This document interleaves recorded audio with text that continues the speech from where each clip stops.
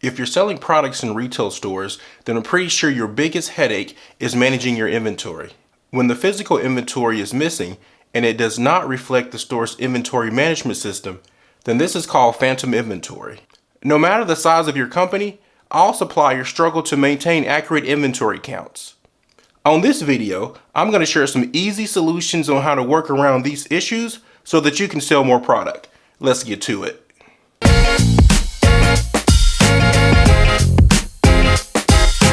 What's up, everybody? I'm Avery Starks with Retevo Solutions, and on this channel, we give retail suppliers the best tips and insights on how to better manage their business with their retailers. So if you're new to the channel, consider subscribing. It's no secret. Every retail supplier wants to sell more product. And when do they want to sell it? The answer is always today or yesterday. No matter how great your product is or your best marketing efforts, you can't sell what's not on the shelf.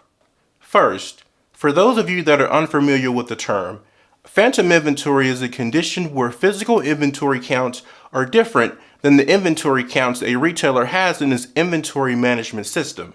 In other words, the product is actually missing, but the system still reflects the inventory is still in the store. If this issue is not corrected, it can prevent the store from receiving new inventory, resulting in multiple weeks of zero sales. Here's a little secret. Did you know the main cause of phantom inventory is actually due to human error and not theft?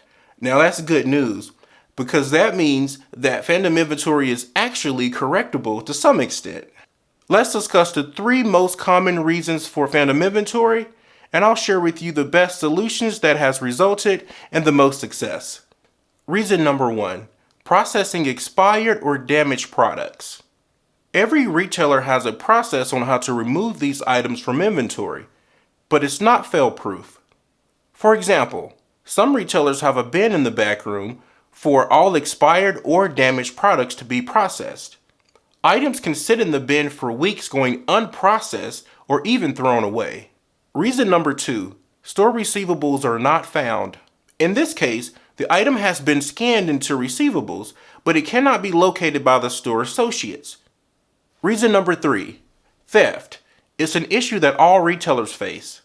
It's not the main cause of phantom inventory, but it's definitely a contributing factor. Now, I'm going to share some easy solutions on how to work around these issues so that you can sell more product.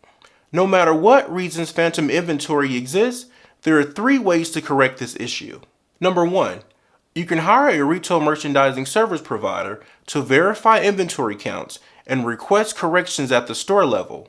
This can be extremely successful if the stores are willing to approve these corrections during the visit. It will most likely take more than 1 visit to execute this objective. Keep in mind, store management will want to triple check prior to adjusting inventory levels. Zeroing them out does affect the store shrink. Number 2, the next solution is to request the retailer to have the store associates perform an inventory verification, as you will need to provide proof that a significant amount of your stores are missing at least a case or more.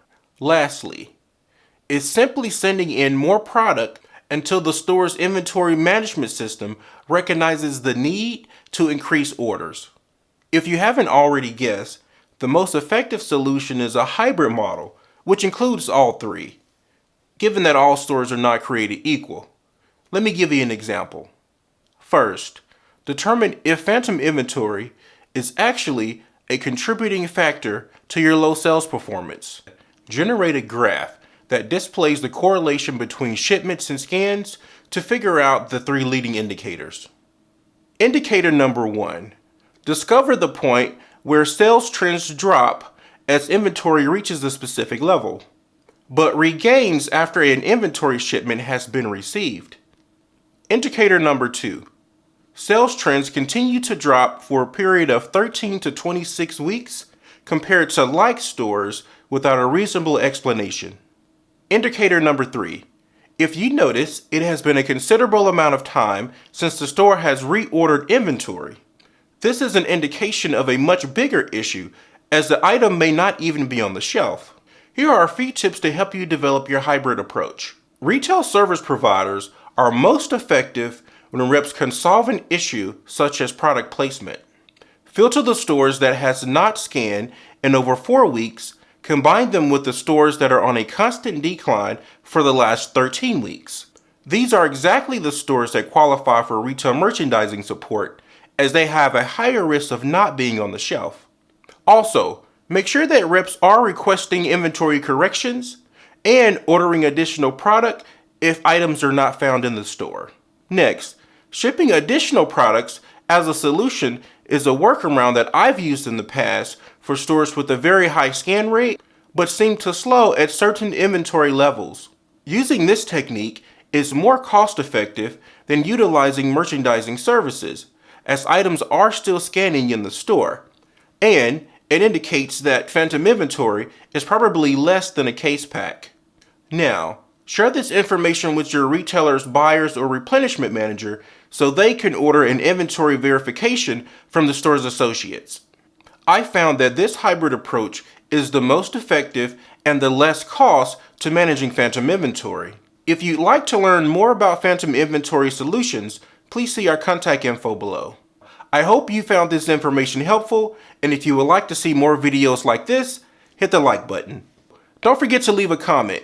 I would like to see what inventory solutions that you have found most helpful. In the next video, I will be sharing ways to improve display execution and how to increase sell-through percentage with any in-store promotion.